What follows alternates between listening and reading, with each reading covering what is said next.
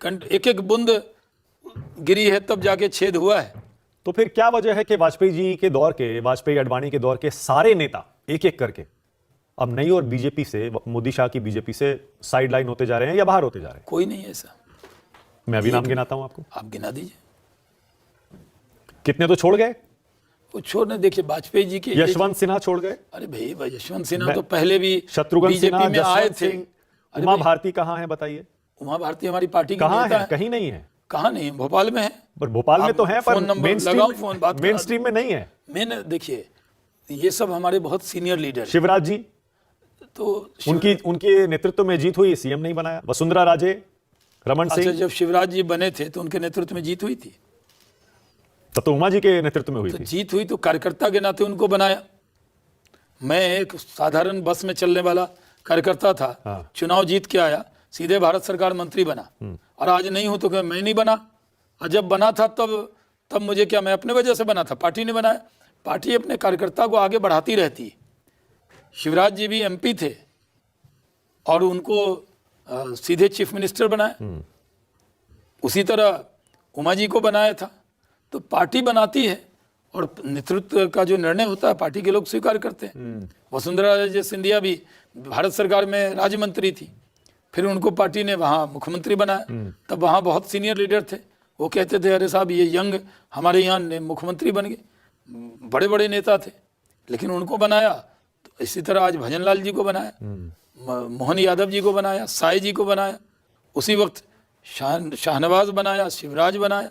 तो पार्टी बनाती है ना। हमें बनाया तभी तो आप हमें पहचान रहे हैं। अगर हमें नहीं बनाया होता तो पार्टी जब बनाती है तो हम ये याद रखते हैं कि हम जो कुछ भी हैं पार्टी की वजह से। विपक्षी नेता कहते हैं लाल कृष्ण आडवाणी को कितने बेदर्दी से मार्गदर्शक मंडल में बीजेपी ने भेजा। अपने बड़ों का देखिए क्या किया बीजेपी ने। देखिए हमारे बड़े हैं, उनका सम्मान नरेंद्र मोदी जी भी करते हैं, पूरी पार्टी करती है। आज भी हमारे सबसे बड़े नेता हैं, सरप्रस्त हैं, मार्गदर्शक हैं, उर्दू में सरप्रस्त कहेंगे। तो वो आज भी हैं। अब उनकी उम्र हुई, एक पीढ़ी आती है, यानी अटल जी अडवाणी जी से पहले एक पीढ़ी थी, उसके बाद अटल जी अडवाणी जी आए, उसके बाद मोदी जी, अमित शाह जी, राजनाथ जी, ये पीढ़ी है। और फिर ऐसे पीढ़ी बढ़ती है। ये कांग्रेस पार्टी थोड़ी है कि एक परिवार का राज होता है कि उनको साइड कर दिया, उनको रख लिया। ये पीढ़ी है, ये बढ़ती जाएगी ऐसे।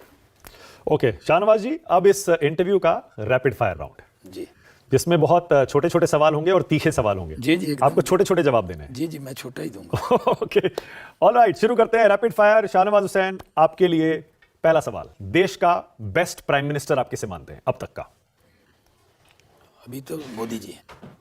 All time best? All time best Narendra Modi. Narendra. Okay, देश का बेस्ट मुख्यमंत्री अब तक का आप किसे मानते हैं?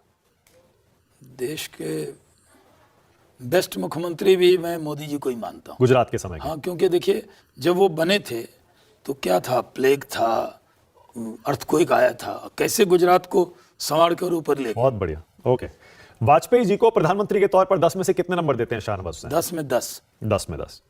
मोदी जी को कितने नंबर देते हैं? उनको तो 10 में 10 है उनके लिए। 10 में से 20 कर दीजिए। नहीं 20 नहीं करूंगा। उनको देखिए कहां से कहां ले गए देश को। ओके, क्या जनसंख्या नियंत्रण कानून शाहनवाज हुसैन देश में आना चाहिए? क्योंकि 3 कोर मुद्दे तो पूरे हो गए लगभग। कॉमन सिविल कोड कई राज्यों ने लागू कर दिया, ट्रिपल तलाक पर पहले ही सुप्रीम कोर्ट का फैसला आ चुका है, राम मंदिर हो गया, 370 हट गया। अब जनसंख्या नियंत्रण की बारी है, क्या उस पर कोई कानून होना चाहिए? मैं क्या बोलूं, मेरे तो 2 ही बच्चे हैं, तो मैं तो पहले वो कानून का पालन कर रहा हूं। तो हमारे तरह अगर सबके 2 बच्चे हों तो अच्छे हैं। ओके,